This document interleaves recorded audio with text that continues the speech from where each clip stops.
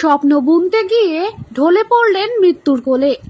পরিবারের মুখে হাসি ফোটানোর স্বপ্ন নিয়ে ভোরবেলায় নেমেছিলেন নিজের জমিতে ধান রোপণ করতে, কিন্তু সেই স্বপ্ন আর পূরণ হলো না।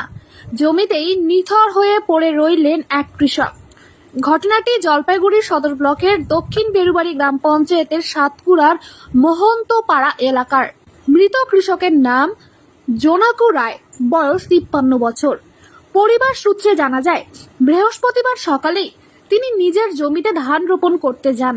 সকাল প্রায় 9টা নাগাদ পাশের জমিতে কাজ করতে থাকা এক কৃষক দেখতে পান জোনাকু রায় জমির মধ্যেই অচৈতন্য অবস্থায় পড়ে রয়েছেন। এরপর স্থানীয়দের সহায়তায় দ্রুত তাকে উদ্ধার করে হলদিবাড়ি গ্রামীণ হাসপাতালে নিয়ে যাওয়া হয়। সেখানে কর্তব্যরত চিকিৎসক তাকে মৃত বলে ঘোষণা করেন। এই আকস্মিক মৃত্যুর ঘটনায় গোটা এলাকায় শোকের ছায়া নেমে এসেছে।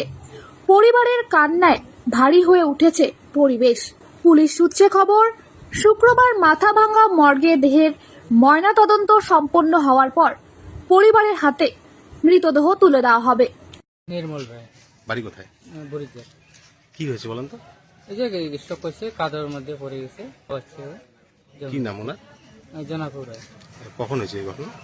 এটা ঘটনা তো 5টার দিকে বলে গেছে সকালে। জানতে পারলো কখন? জানতে কখন পারলো? জানতে 9টা 10টার দিকে। কে দেখতে পেয়েছে? এই পাশাপাশি একটা দেখতে পাচ্ছি, মানে বাড়ি। পড়েছিল? হ্যাঁ, পড়েছিল। তারপরে নিয়ে আসলো হাসপাতালে। এখানে বললো ওই যে ডাক্তার এখন পরিমাণ করবে। কবে? আজকে হবে নাকি? আর কালকে হবে। মাথা ভাঙে। আমার নাম দেবাশিস রায়, সবদুরি ওই জীবিক পঞ্চায়েত। কি হয়েছে বলুন তো? এই ঘটনা হচ্ছে সকালবেলা উনি জোনাকুড়ায় যে জোনাকুড়ায় সকালবেলা উঠে ওই ধান লাগাতে গেছিল আর কি।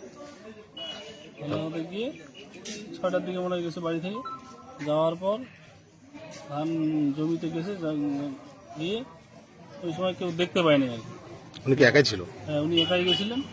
তারপর ওই পাশের জমিতে আরেকজন ধান লাগাইতে গেছিলো মোটামুটি 9টার দিকে। উনি দেখতে পায়, চিৎকার করে এবং ওনাকে নিয়ে এসে শরীরমণি হাসপাতালে নিয়ে আসে। ওনার ছেলে 2-3 জন মিলে নিয়ে আসে। নিয়ে আসার পর চিকিৎসক তো বলেন ডেড হয়ে গেছে। উনি কি জমিতে পড়েছিল? হ্যাঁ। কি মনে হচ্ছে? মনে তো হচ্ছে যে স্টপ করছে মনে হয়। পোস্টমর্টম কি আসতে হবে? পোস্টমর্টম তো আসতে হবে না, কালকে বলছিল কালকে। এইখান থেকে আমরা থানায় গেলাম। থানার থেকে বললো যে এখানে ওদের প্রসেসিং যেটা আছে ওটা করে তারপর করা